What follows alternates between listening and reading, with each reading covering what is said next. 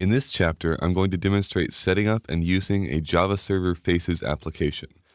This will be based on much of the same software as we downloaded in Chapter 1, so if you skip that chapter, be sure to review the video Setting Up a Runtime Architecture to download the software. We're going to create a new project for this application, so right-click on the Project menu and choose New, then go to Other, and go to the Web and choose Dynamic Web Project. Click Next, and then on the second screen, you'll be asked to specify the project name, runtime, web module version, and configuration. I'll name my Faces application Sample Application. The runtime should be Apache Tomcat with the most recent version that you downloaded, which is 7.0 for me, as should the dynamic web module version. For the configuration, though, you should change it from the default to the latest version of Java Server Faces. This will ensure that your web project is set up to use Java Server Faces. With that out of the way, I will click Next again and keep clicking Next until I get to this page. On this page, I'm asked to specify the Java Server Faces implementation library. Here, we will need to choose User Library under Type. If you haven't used this function in other projects, you will most likely get an error message saying that there are no user libraries available.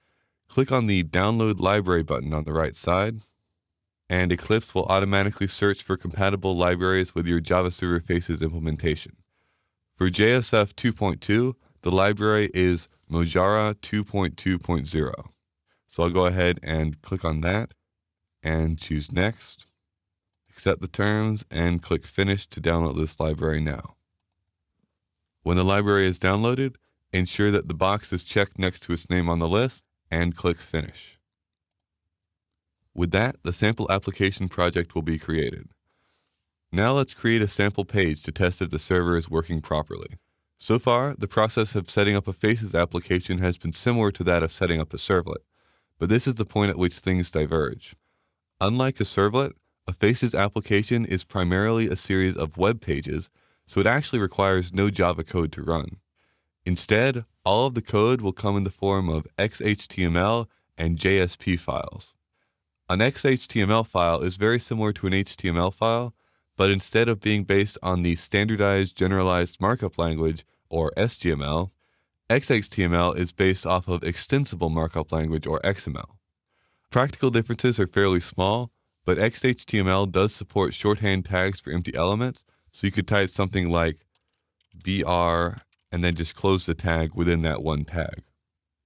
XHTML also gives error messages when asked to display improperly formatted materials, whereas HTML will simply try to display the file no matter how poorly formatted it is. With that in mind, I'll create a new item in the Web Content folder from Sample Application. In the wizard, go to New, Other, Web, and then HTML file. Then when you are asked for a name, give it whatever name you want, but change the extension to XHTML. I'll call this one testpage.xhtml. When you click Next again, you'll be asked what type of HTML you want to use. Since this is an XHTML file, go ahead and scroll down and choose the XHTML transitional template and click Finish. Now you will have a new XHTML file with a pre-formatted header. To test that this works, let's add a line in the body, and we'll give it the syntax H1, this is a header, and it automatically closes the tag for you. Now save your document, right-click on it, and choose Run As, Run on Server.